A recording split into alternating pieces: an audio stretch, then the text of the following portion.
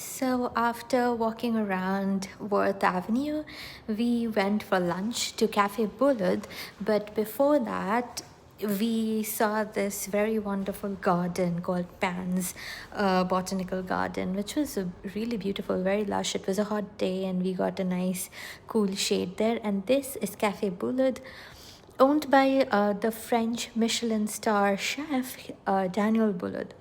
He has a restaurant in New York and Paris, I think, and also in Hong Kong, I think. Recently, they announced, I saw on their Instagram, but this is the Palm Beach one. Look how beautifully decorated it is with lots of greens outside and also inside. Everything looks very European. Even this corner where we were sitting, it was so pretty. And they gave us an anniversary dessert, which was a surprise. It was beautiful.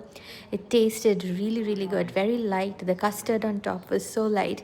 So we had ordered a dessert of our own. This one, it was a peanut and dark chocolate dessert. It was like a bar of ice cream inside with some gold leaves on top of the whipped cream.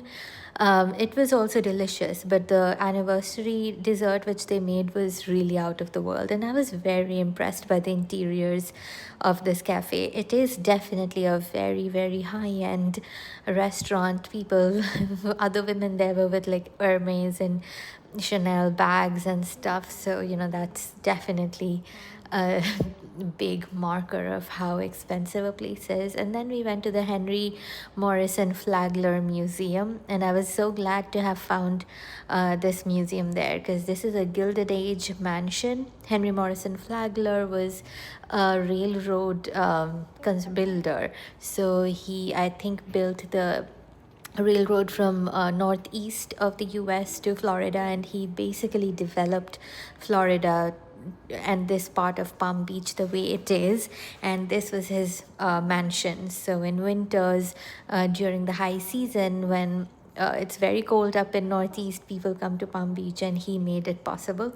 And his house was so beautiful. It looked stunning. It was gorgeous. The interiors, the ceiling was like the Sistine Chapel, and each room was beautiful. But even more stunning was a part which was built much later. It was made of glass windows and stuff. You'll see it later in this video. It had one of those old train coaches, and we went inside that. It looked extremely luxurious. This one, the green one, Florida East Coast Rail. This whole place is so beautiful, right? You can see the river outside. I mean, this was really, really gorgeous. We loved it.